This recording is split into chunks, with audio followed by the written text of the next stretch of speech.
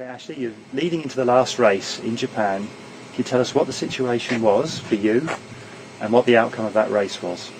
Okay, so I was going into the last race in Japan for the world titles, and I was winning outright for the under 17, so I knew I had that in the bag, and I just was going into the last race just focusing on the under 19 competition. So it was pretty close, and points were close enough for me to catch the winning girl. So anything could have happened, but I had the confidence knowing that I was already had won the under 17.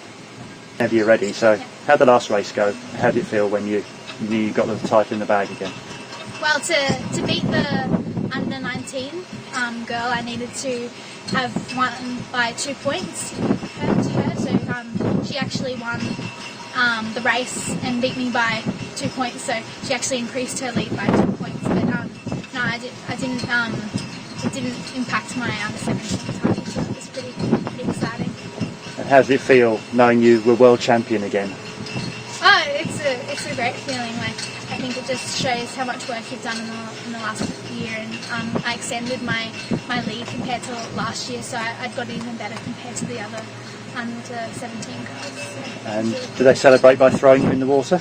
No, nothing like that. I think Japan keeps it quite on the low down, but no, we just had to pack up our boats and give the charter boats back, and then they had a presentation at the town square, so that was pretty exciting, getting on the podium, and then the Australian national anthem being played, so when I stood up on the block, so that was pretty cool.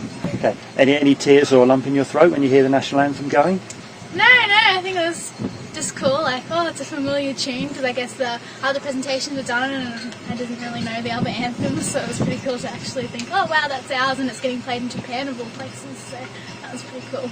Okay. So Ashley, what were conditions like in Japan for the racing? The conditions were actually quite bizarre. We expected light conditions, and leading up to the regatta it was really light, and then during the days we were racing it was actually really quite windy, and then when we finished the next day it was light, and I was like, oh, that's so weird. So it was actually really, really good for me. Like, I enjoy the windy weather, and we had some really cool waves to surf in the downwind, so that was really awesome. So Ashley, you've now qualified for the 2010 World Championships coming up in June or July. How easy was the qualification?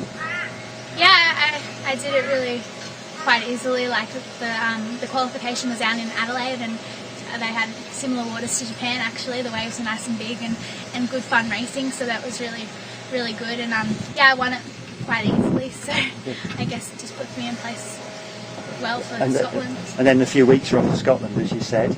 Yeah. Conditions there on the west coast, they could be strong, which should work in your favour. Again, do you think the competition will be stronger this year or not so strong?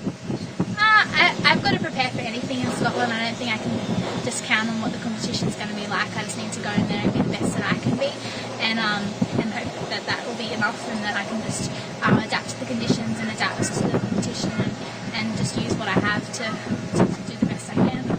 And will you be in the under-17s again, or are you in the under-19s now? No, I'm just in the under 19 now, so moving on up and hopefully take that this year.